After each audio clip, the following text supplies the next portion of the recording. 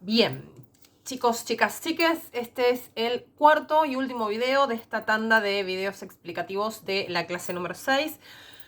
¿Estoy con otra ropa? Sí, estoy con otra ropa porque estoy filmando esto en otro día, básicamente. Había hecho este video ya y de nuevo, de vuelta, una vez más, me parecía que no había quedado lo suficientemente claro, así que lo estoy volviendo a hacer. Todas las tandas de videos que hago me llevan, ya se los dije, como una pasada de un par de veces filmar cada pedacito de la clase y demás. Esta igual creo que fue la tanda más accidentada de todas, porque en el medio, bueno, murió mi celular, quedó en terapia intensiva hasta que recuperó la pantalla y demás, etc. Pero después perdí un video que estaba convencida que lo había subido y no lo había subido y lo borré y lo tuve que volver a hacer y bueno, tuvo una cantidad de vueltas esta tanda de videos alucinante. Pero bueno, hemos llegado al final. En este video voy a explicar, paréntesis, creo que deberían venir, de hecho, del video número 3, ya sea que los estén viendo de corrido todos los videos juntos o que los estén mirando de a uno por día o de a uno cada un rato y después cortan, porque por ahí es mucho. Pero si no vieron todavía el video 3, vayan a ver el video 3. O sea, traten de seguir secuencialmente el orden. Capaz la cabeza de ustedes funciona de que no importa. Como yo en cada video igual abordo un tema en particular de la clase, no hay mucho lío si lo ven desordenados. El tema es que, bueno, yo cosas que voy explicando en cada video, después en el siguiente no las retomo porque es como todo parte de una misma clase. Entiendo que si ya lo expliqué en un video, no necesito volverlo a explicar en el siguiente. En el video número 3 me había detenido específicamente sobre la cuestión de la participación electoral, es decir, la participación ciudadana en términos de el voto. ¿Qué representa votar? ¿Qué votamos cuando votamos? ¿Qué son los partidos políticos y por qué son una figura importante del sistema democrático? Bueno, había trabajado sobre la cuestión de democracia representativa y también les había hablado del tema de la información pública y por qué es tan importante la información pública a la hora de tomar decisiones en la política, específicamente en el momento del voto, en el momento electoral. En este último video lo que voy a hacer es mencionarles y explicarles otras formas de participación ciudadana que tienen que ver con lo que yo le podría decir la acción social, ¿sí? La participación ciudadana desde el accionar en lo social. Que por supuesto está vinculado a la política, porque recuerden, bueno, lo que les dije en el video anterior, ¿no? Es muy difícil en una sociedad, en una comunidad política, dividir lo que es político de lo que no, porque en realidad, y esto es mi interpretación en términos de que así lo veo desde el punto de vista académico, todo es político, ¿sí? Lo social es político, lo cultural es político, lo económico es político y por supuesto la política lo es. Y cuando hablo de política, recuerden, no me estoy refiriendo a la política partidaria, ¿sí? No me estoy refiriendo a la política que tiene que ver con estar de un lado o de otro, ser oficialista o ser opositor, me estoy refiriendo a el espacio donde tomamos decisiones dentro de una comunidad, ¿sí? La política como la herramienta para pelear por aquello que queremos conseguir, la herramienta para tomar decisiones de manera conjunta, etcétera, ¿sí? Bien, entonces, toda participación ciudadana esté dentro del ámbito formal del gobierno o de las elecciones de gobierno o dentro de los espacios que están más relacionados a la acción social, toda participación ciudadana es en definitiva participación política, ¿sí? Al menos esa es la forma en la que intelectual, académica y docentemente lo concibo yo. Y bueno, digo, acabo de dar los argumentos por los cuales los concibo y lo veo de esta manera, ¿sí? Bien. Vamos a trabajar entonces en este último video de esta clase 6 sobre, voy a estar mirando el machete porque hay mucha data que digo que está en el texto y que no, digamos, no es que la tengo memorizada absolutamente, así que para no olvidarme de nada voy a estar seguramente mirando el machete. Vamos a trabajar sobre las organizaciones de sociedad civil, la consulta popular y la iniciativa popular, ¿sí? Que son formas de participar en la ciudadanía, de participar en la política, que no están directamente relacionadas con la elección de nuestras autoridades y de nuestros representantes. Hago una aclaración por las dudas. Si de fondo escuchan como la especie de un motorcito o un ronroneo de gato, después tengo prendida una estufita eléctrica en el lugar, en mi estudio, porque hoy está bastante fresco, pero quería seguir filmando acá porque ya que había vuelto a mi locación original de trabajo, seguir filmando acá, así que me traje una estufita. Bueno. Así que si escuchan un ruidito así como... prrr, no es mi gata ronroneando, no es un motorcito, no es tampoco un defecto en YouTube, es el ruidito del ventiladorcito que tiene la estufita eléctrica. Bueno, señora, ¿a quién le importaba el dato? No importa, lo aclaro por las dudas. Vamos primero con las organizaciones de la sociedad civil, ¿sí? Son agrupaciones de personas, ¿sí? Que se unen en función de un determinado objetivo o una serie de objetivos para atender determinada problemática social, ¿sí?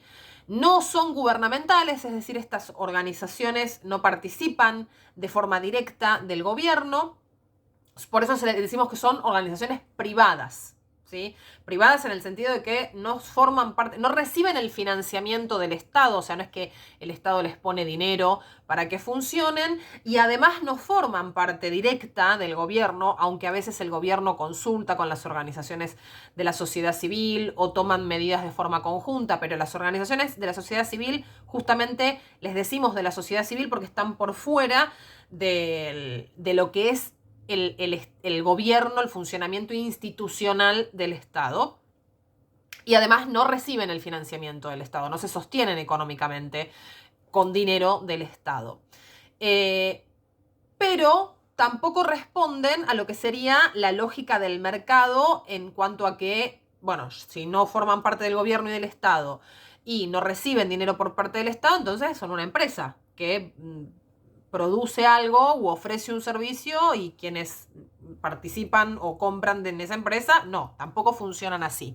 Las organizaciones de la sociedad civil funcionan con principios que son ajenos al Estado y al mercado. Son privadas, el Estado no tiene o el gobierno no tiene una participación directa dentro de las organizaciones de la sociedad civil y a su vez las organizaciones de la sociedad civil, OSC, no participan directamente del gobierno, pero tampoco están dentro del marco de lo que entendemos como el intercambio comercial que sea en el mercado. No son una empresa que te vende un servicio o que te ofrece un producto, ¿sí?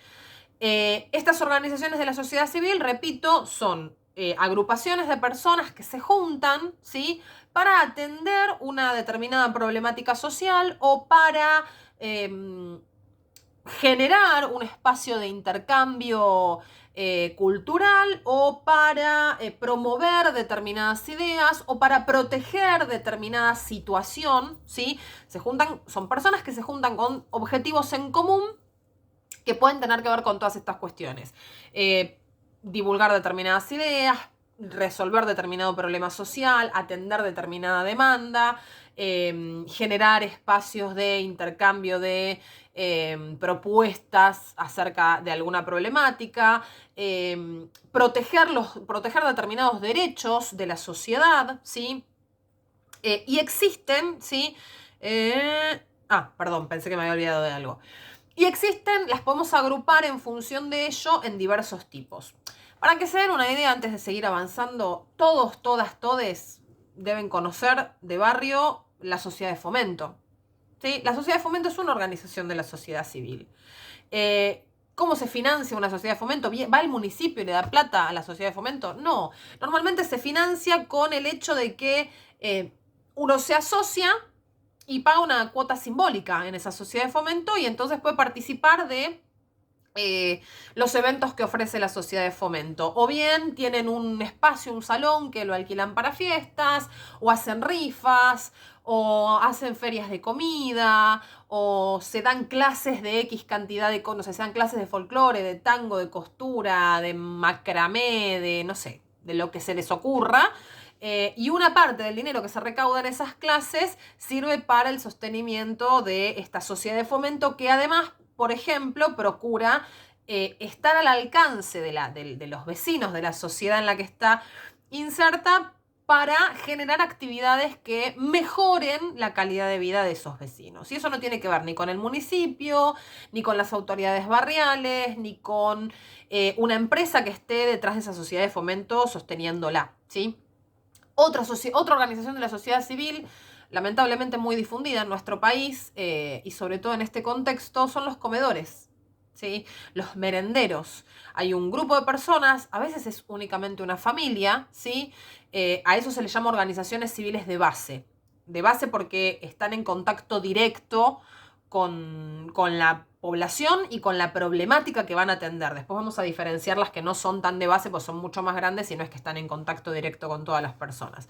Pero tanto las sociedades de fomento como los comedores o los merenderos son organizaciones de la sociedad civil, perdón, que están en contacto directo con las personas cuyas problemáticas o demandas buscan atender o con quienes buscan tener el contacto para desarrollar determinada actividad. Por eso les decimos que son de base, están en el llano de la sociedad, ¿sí?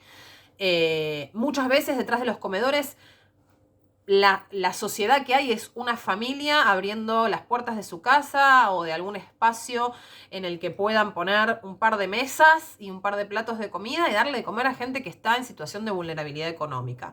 A veces lo que ocurre es que ese comedor crece porque otros vecinos, otras vecinas, otros vecines se suman a colaborar. Y entonces el espacio del merendero y del comedor crecen y de esa manera también atienden la necesidad de un plato de comida de más personas, ¿sí? Pero incluso hasta un comedor atendido por una familia es una organización de la sociedad civil. Para que se den una... Y, por ejemplo, y ahora les pongo este ejemplo para que se den cuenta del abismo de la distancia que puede haber entre una u otra. Un sindicato es una organización de la sociedad civil. La fundación de Abuelas de Plaza de Mayo, ¿sí? La Fundación de Madres de Plaza de Mayo son organizaciones de la sociedad civil. Y fíjense, o sea, de un sindicato o de Abuelas de Plaza de Mayo participa mucha más gente que de lo que puede participar de la gente que puede participar en un comedor barrial, ¿sí? ¿Por qué les hago esta comparación?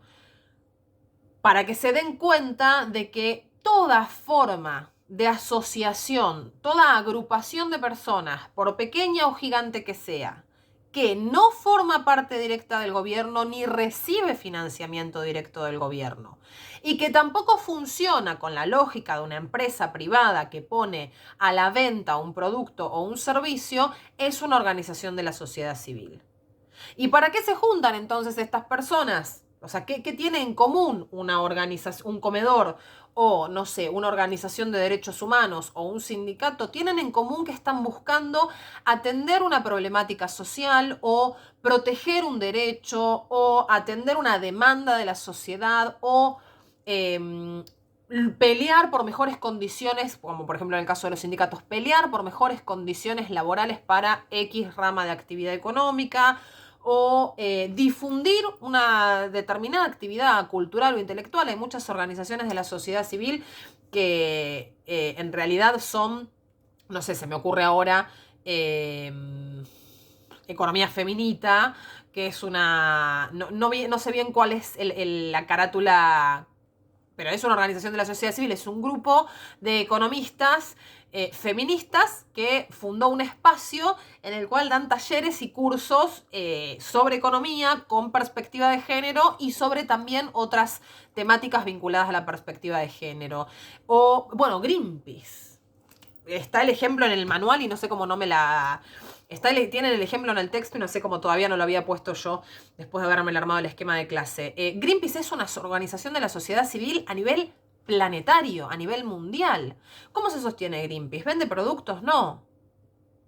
Greenpeace se sostiene con la colaboración que hacen las personas que justamente donan dinero para que las y les activistas dentro de Greenpeace luchen por la protección del medio ambiente, ¿sí? Hay personas que donan fortunas, porque reciben la donación de empresarios, reciben la donación de empresas, pero también puedo yo hacerme donante de Greenpeace y donar, no sé, 50 pesos por mes, pues por ahí es lo que me alcanza para donar, ¿sí? Esa es la lógica, como para que entiendan de a qué se refiere la cuestión de las organizaciones de sociedad civil. Existen distintos tipos de organizaciones de la sociedad civil y ustedes tienen esta tipología establecida en el texto. Las asociaciones de afinidad, ¿sí? Que los sindicatos son, por ejemplo, asociaciones de afinidad, porque buscan mejorar o generar beneficios para las personas que conforman esas asociaciones de afinidad, esas asociaciones civiles, ¿sí? ¿Cómo participo yo en un sindicato? Bueno, me afilio al sindicato y entonces de mi recibo de sueldo extraen un porcentaje todos los meses y yo puedo tener, por ejemplo, descuentos en hoteles para irme de vacaciones, descuentos en restaurantes, beneficios en, no sé, en determinados locales de ropa, puedo acceder a colonias de vacaciones, a actividades educativas también, etcétera, etcétera, etcétera. O sea, con ese dinero que el sindicato recauda, busca generar beneficios para, o sea, con ese dinero que la asociación recauda, busca generar beneficios para quienes forman parte de esa asociación. Muchas actividades profesionales están colegiadas. Existe el colegio de abogados, el colegio de psicólogos, el colegio de contadores, el colegio de martilleros públicos.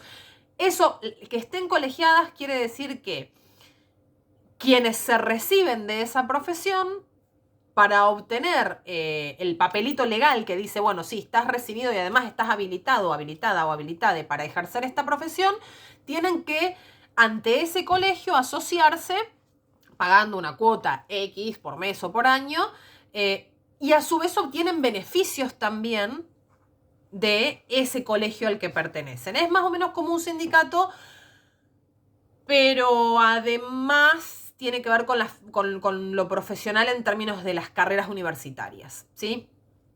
Bien.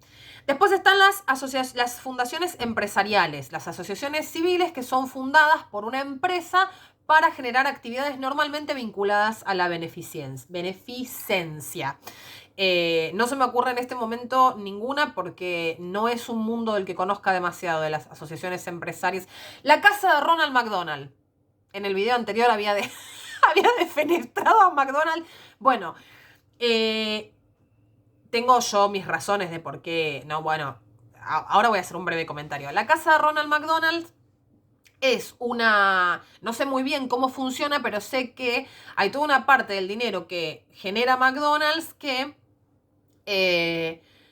se dona a una casa que funciona a nivel mundial, o sea, que tiene una casa física que creo que está en Estados Unidos, pero que también colabora con distintos países del mundo en los que esté la franquicia McDonald's, que si no me equivoco, trabaja con la atención a niños, niñas y niñas que estén pasando por tratamientos de enfermedades complicadas, y creo que además colabora también con distintas asociaciones civiles que se ocupan tipo comedores de alimentar a personas a niñes, sobre todo en situación de vulnerabilidad económica. No sé muy bien, o sea, me acordé del ejemplo porque me acuerdo del payaso Ronald y de todos los años de mi vida que fui a McDonald's y en el que había promociones de, no sé, todos los Big Mac que se vendan hoy van a...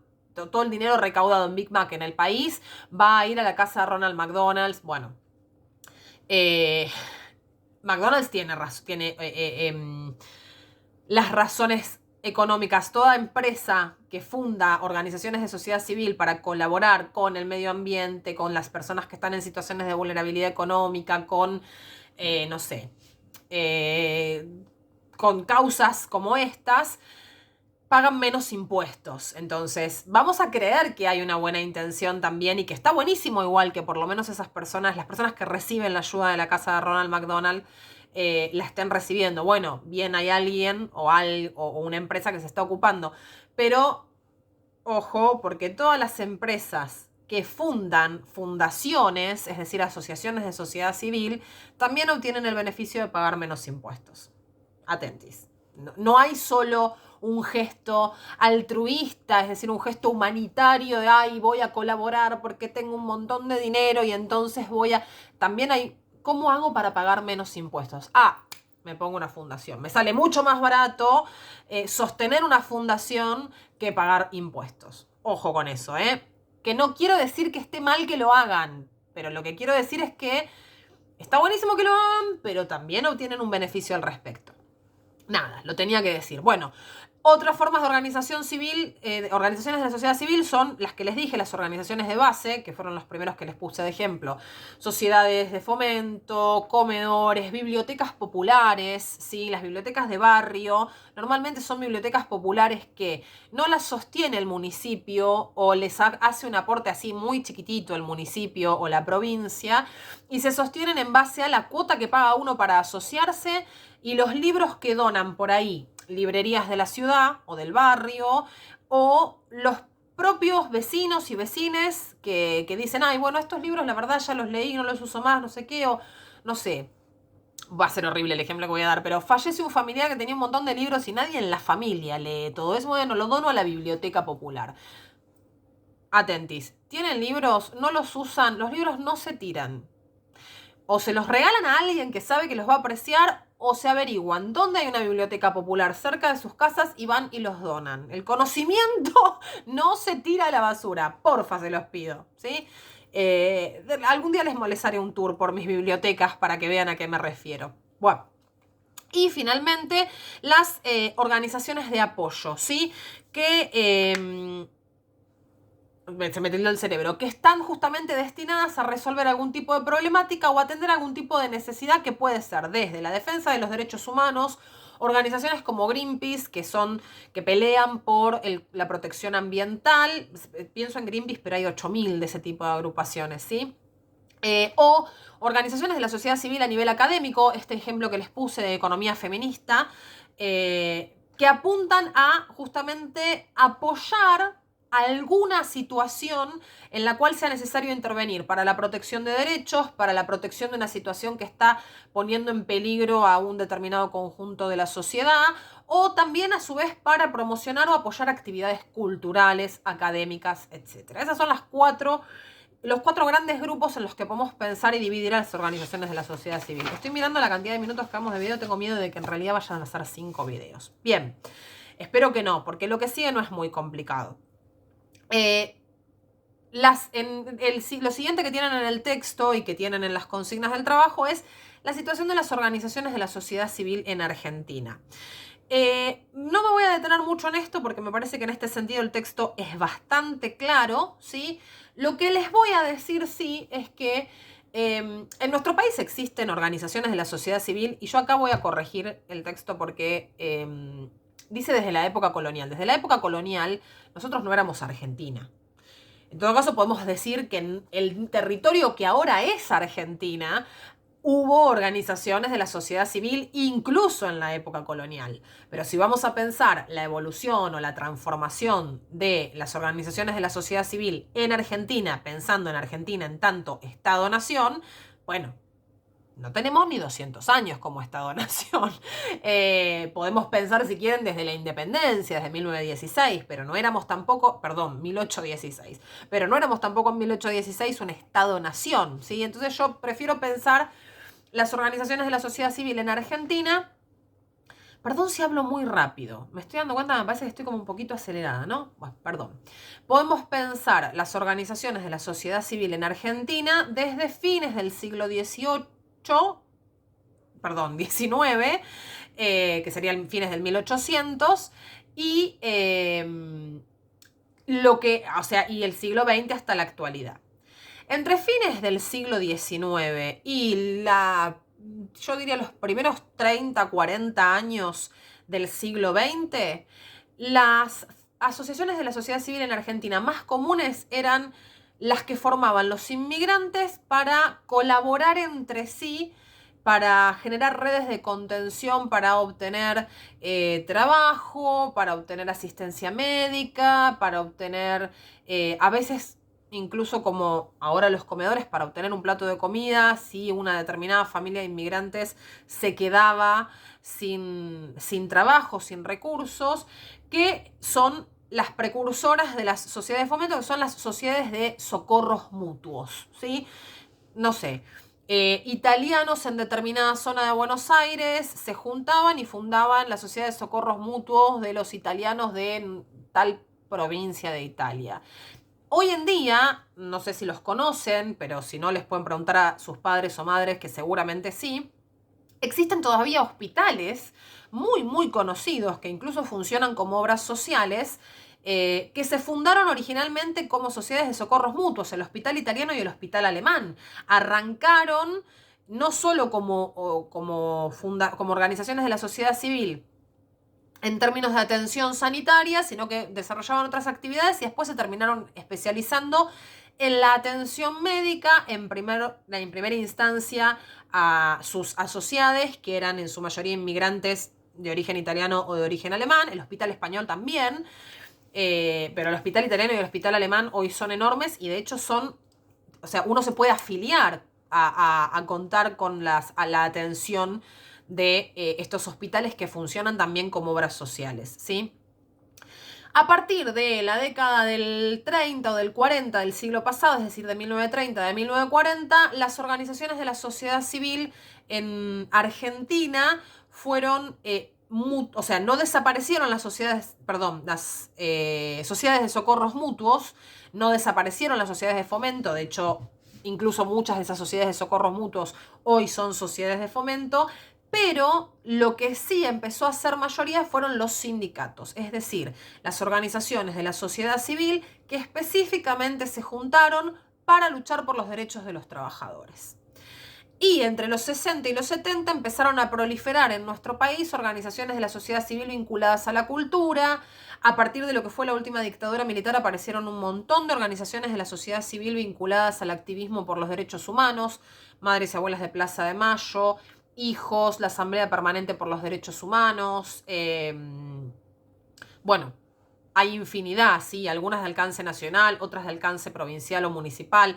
La comisión provincial, bueno, pero la comisión, perdón, la Comi provincial por la memoria es gubernamental, porque pertenece al gobierno de la provincia de Buenos Aires.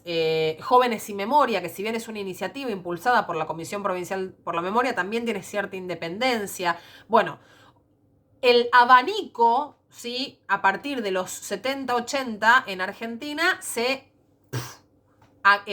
engrandeció un montón y a partir de los 90 las que más empezaron a proliferar también, es decir, a reproducirse, son aquellas organizaciones de la sociedad civil de base que atienden necesidades sociales muy puntuales. Los merenderos, los comedores, los bachilleratos populares, las bibliotecas populares que a su vez funcionan como centros de alfabetización. Allí donde no alcanza el dinero para estar en la lógica del mercado y allí donde el Estado olvida y no se hace cargo, hay un montón de iniciativas y de impulsos de la sociedad civil que forman organizaciones para atender las necesidades más básicas de alimentación, de sanidad, de educación de la sociedad, ¿sí? Después ustedes tienen en el texto que hay como todo un tipeo, digamos, no me sale lo que se dice cuando uno usa las viñetas para puntito por puntito ir, pero bueno, les detalla específicamente los ejemplos en relación a cuáles son las que hoy en las organizaciones de la sociedad civil que hoy en día existen en nuestro país, ¿sí? Pero más o menos la evolución histórica de las OSC en nuestro país ha sido esa. Primero sociedades de socorros mutuos, muy vinculadas a la cuestión inmigratoria, luego una proliferación enorme de sindicatos y asociaciones de trabajadores, a partir de los 60-70 muchas que tenían que ver con la cuestión cultural y entre los 70 y los 80 un estallido de organizaciones vinculadas a la lucha por los derechos humanos y de los 90 en adelante. Las demás no desaparecen, siguen existiendo, pero lo que asistimos es a una creación cada vez más constante de asociaciones de la sociedad civil de base que buscan atender las demandas más básicas de la necesidad de alimento, de ropa, de educación de aquellos sectores de la sociedad que están en condiciones de vulnerabilidad social y económica. Bien.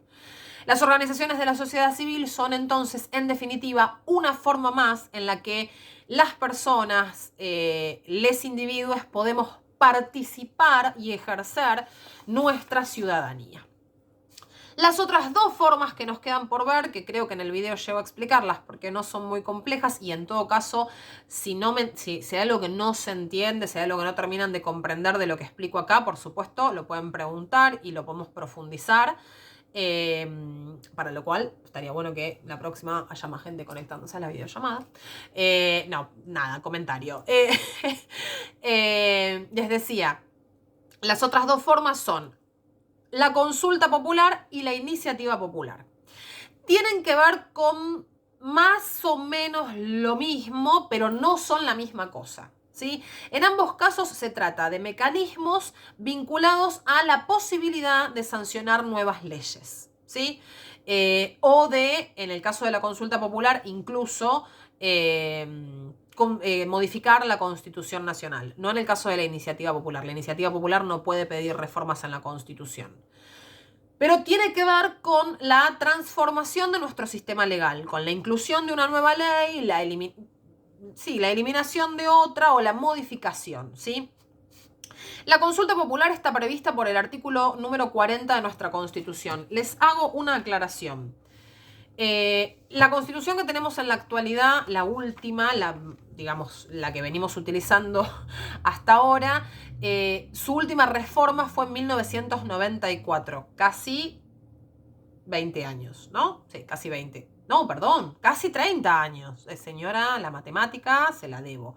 Hace, sí, 26 años que tenemos la misma Constitución, que de hecho viene desde 1853, pero ha tenido varias modificaciones. Bueno, la última modificación a la Constitución es la de 1994, que incluye, entre muchas otras cosas, un capítulo 2 con nuevos derechos y garantías. ¿Para quiénes? Para los ciudadanos. Y el artículo 40 forma parte de esa reforma constitucional. En el artículo 40 de la Constitución lo que se plantea es la posibilidad de convocar a la consulta popular para la sanción de nuevas leyes. Existen dos tipos de consulta popular previstos por nuestra Constitución. La consulta popular vinculante y la no vinculante. La vinculante se llama referéndum, la no vinculante se llama plebiscito, ¿sí? Y están las pautas para el funcionamiento de ambos, ¿sí? De la consulta popular vinculante, es decir, referéndum, o la consulta popular no vinculante, es decir, plebiscito, están previstas y establecidas en la ley, miro el machete, 25.432, sancionada en 2001. O sea, la Constitución acepta la posibilidad de la consulta popular en el artículo 40 a partir de 1994 y en 2001 vamos a tener además una ley que establezca, para que no haya lugar a dudas, cómo es que funciona la consulta popular. Y esto es fundamental, o sea, son muy pocas las veces que se convocan a consultas populares, ¿sí? Pero es muy importante porque tiene que ver con aquellas leyes que van a generar, en el momento de su sanción, quizás mucha controversia. Controversia quiere decir lío, por decirlo con un sinónimo apropiado para una clase. Que van a generar discusión, que van a hacer que la gente se divida mucho entre el si está de acuerdo o no está de acuerdo con la ley. De todas maneras, igual tampoco es que se lo utilice demasiado en nuestro país, ¿sí? La consulta popular existe, está reconocida constitucionalmente, tiene una ley que establece la forma en la cual debe llevarse a cabo, pero no se utiliza demasiado. ¿Qué diferencia hay entre estas dos formas de consulta popular? Consulta popular vinculante, consulta popular no vinculante, es decir, referéndum y plebiscito. Que en el caso de que se lleve una ley a referéndum y la mayor parte de la sociedad vote a favor, y aparte la participación, antes de aclarar lo que estaba por aclarar, en el caso del referéndum es obligatorio participar. Es como en el caso de las elecciones para los cargos de gobierno, ¿sí? No podemos decir, ay, no sé si quiero votar en el referéndum, la verdad no tengo ganas de... No. Si se convoca referéndum, Mi gata está desfilando por el bordecito ahí, perdón, me distrajo. Si se convoca a referéndum, la gente tiene que ir a votar. Es tan obligatorio como ir a votar por el presidente de la nación. O la presidenta de la nación. Perdón. O sea que no podemos elegir. Si nos convocan a votar referéndum, todos, todas, todes los mayores de 18 años vamos a tener que ir a votar. Y creo que incluso los menores de 18, pero que tienen 16, tienen la posibilidad de participar como si fuese el caso de una elección normal, de una elección para cargos de gobierno. Entonces, esa es la primera diferencia. ¿Por qué? Porque en el plebiscito no es obligatorio que votemos. En el plebiscito vota el que quiere, la que quiere, le que quiere, ¿sí? No estamos obligados a participar de esa consulta popular si no queremos. Ahí está la primera diferenciación. Del referéndum es obligatorio participar, de los plebiscitos no. Y tiene que ver con esto que voy a explicar ahora. ¿Por qué de uno es obligatorio y de otro no? Porque el referéndum implica que si la mayor parte de la sociedad está de acuerdo, o sea, vota que sí quiere esa ley tiene que sancionarse. No puede, después de eso, el Poder Legislativo decir, ay, bueno, está bien, la mayor parte de la sociedad dijo que sí, pero nosotros, nosotras, nosotres, diputados y senadores, vamos a pensar si la sancionamos o no, la vamos a debatir y no. No, señores. Cuando el Poder Legislativo, porque, ojo, quien convoca a la consulta popular es el Poder Legislativo. Cuando el Poder Legislativo convoca a un referéndum, si la mayor parte de la población vota que sí quiere esa ley se tiene que sancionar. El Congreso, es decir, el Poder Legislativo, se va a reunir y simplemente va a cumplir con la formalidad de la sanción de la ley. No se puede tirar para atrás. Por eso es obligatorio que se vote. En caso contrario de que convocado a referéndum un proyecto de ley, la gente en su mayoría diga, no, esta ley no me la sanciones, esa ley no se puede sancionar. O sea, no se puede tampoco llevar a debate para ver si igual diputados y senadores quieren votar la ley. El referéndum establece, justamente por ser vinculante, porque vincula la sanción o no de la ley directamente a la decisión del pueblo, directamente a la decisión de la ciudadanía. Por eso es importantísimo y creo que también por eso se usa muy poco, por el hecho de que quizás todo otro montón de leyes que no salieron hubiesen salido si las hubiesen sometido al voto de la consulta popular. Bueno, debate para otro momento. El referéndum es vinculante en el sentido de que si se aprueba una ley en el voto, o sea, si la gente dice sí, quiero esta ley, el Congreso la tiene que aprobar. El Poder Legislativo, diputados y senadores, tienen que aprobar esa ley. Lo mismo para el caso contrario. Si la mayor parte de la población dice no, yo esta ley no la quiero, esa ley no se puede aprobar. Vincula la sanción o no de la ley directamente a la decisión de la ciudadanía. Es como un momento más en el que recuperamos nuestro poder, ese que cedimos a nuestros representantes para decidir si queremos una ley o no. ¿Sí? En cambio, en el plebiscito, que no es vinculante y por eso no es obligatorio participar, no hay una relación, es decir, un vínculo directo entre lo que diga la ciudadanía en las urnas y lo que pase después con esa ley o no.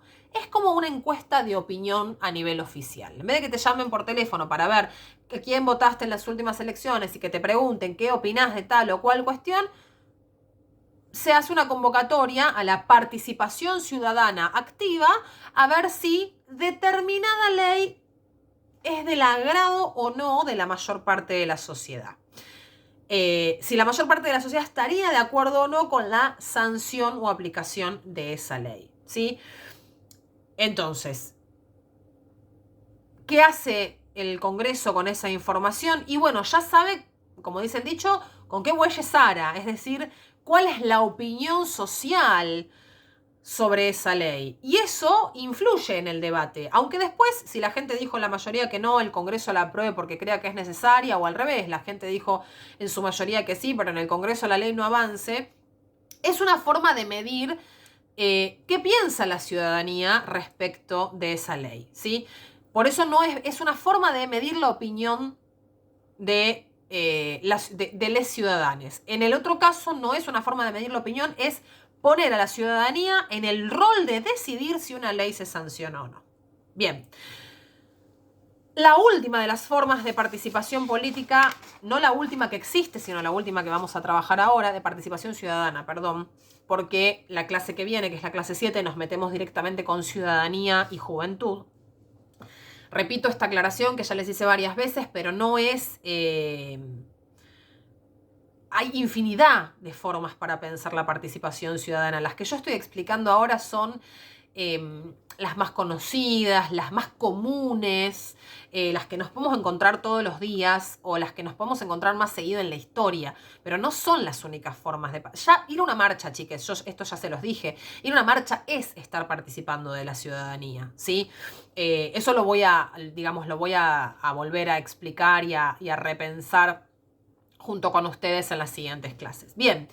La última que vamos a ver ahora es la iniciativa popular. No me voy a detener punto por punto en explicar cómo es que se procede a la iniciativa popular, porque eso en el texto está bastante bien explicado. Lo que voy a hacer, que me parece que no está del todo bien explicado en el texto, es básicamente explicarles a qué le decimos iniciativa popular. No sé si cuando algo tiene iniciativa, vamos por partes, es cuando algo tiene el impulso para hacerse, ¿no?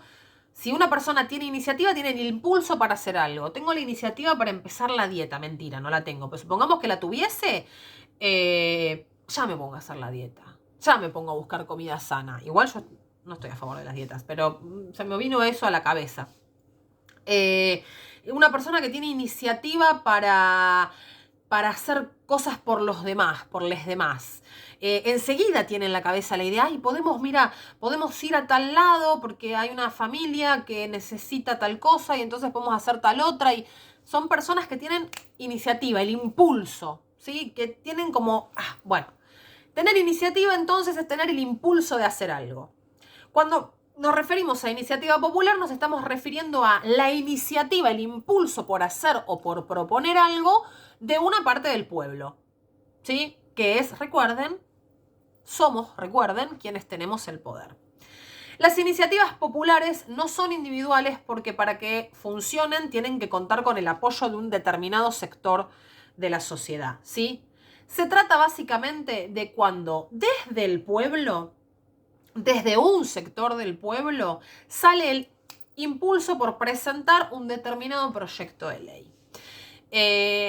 Seguramente la mayor parte de ustedes tienen Instagram, seguramente la mayor parte de ustedes vio en algún video o foto de Instagram, de post en el feed o en las stories, cuestiones vinculadas a la quema constante de bosques y humedales que se está llevando a cabo en el mundo y en nuestro país en particular. Todos somos todos los que estamos en el nuestra, seamos de Berazategui o no, sabemos lo que es Hudson, ¿sí? Y sabemos que se está llevando a cabo una quema de los humedales de Hudson, que son una reserva ecológica a nivel mundial, ¿sí? Bien.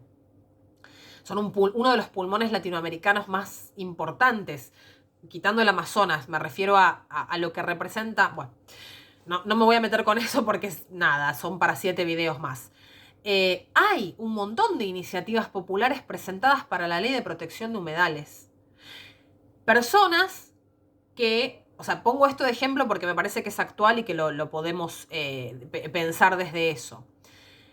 Personas que se dieron cuenta de que es necesario proteger ese tipo de reservas naturales por los beneficios que tiene para la vida natural, la vida ambiental, no solo para las personas, sino para para los animales, para absolutamente todo. Es preferible preservar eso que quemarlo para cultivar soja transgénica o darle de comer a vacas.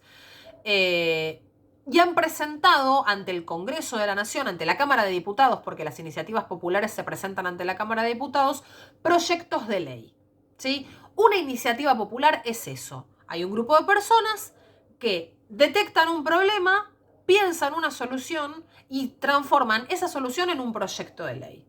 O un grupo de personas que tienen una idea piola para aplicar, para mejorar determinado aspecto de la vida humana en nuestro país y transforman esa idea en un proyecto de ley. ¿Y qué hacen? Se lo elevan, se lo presentan a la Cámara de Diputados, que es una de las 2 cámaras de nuestro poder legislativo, ¿sí? De lo que sería nuestro Congreso.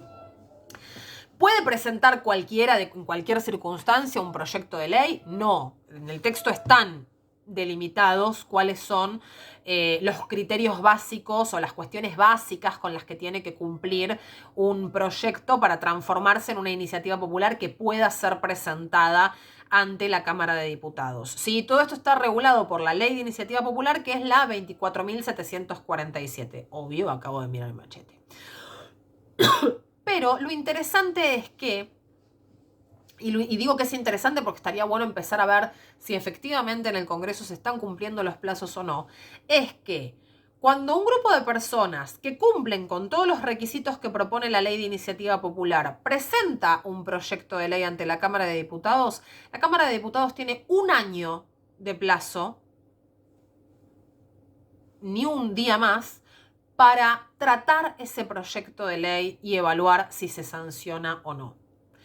Y hay muchos proyectos de ley que murieron en los cajones del Congreso sin ser analizados. O sea, se está incumpliendo una ley y además, y aquí está también la cuestión que le pone todavía más gravedad al asunto, se está incumpliendo el artículo número 39 de la Constitución Nacional, que también está dentro de los nuevos derechos y garantías de les ciudadanes incorporados en la reforma constitucional de 1994. ¿Sí? Es fundamental saber esto, porque está bueno recordar que además de votar autoridades cada X cantidad de tiempo, hay otros mecanismos en los cuales podemos colar un poco la nariz dentro del gobierno para, ¿no? Como, bueno, a ver, la soberanía es nuestra, nos tienen que representar a nosotros. Estas son las necesidades, ¿sí? La iniciativa popular es una de las tantas formas formales, porque vamos a profundizar más adelante en las maneras informales de la participación ciudadana, que hay para que los ciudadanos participemos, intervengamos en los asuntos del gobierno. Hasta aquí hemos llegado en esta clase número 6, que ha sido en videos la más accidentada de todas.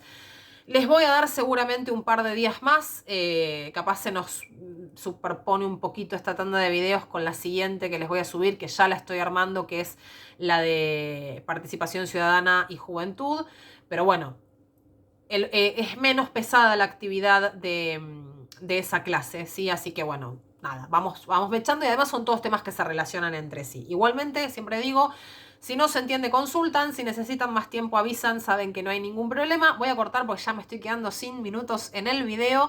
Les mando un abrazo gigante. Como siempre les digo, perdón por lo precario del asunto. Nos vemos en el próximo encuentro virtual o me ven ustedes a mí en el próximo video.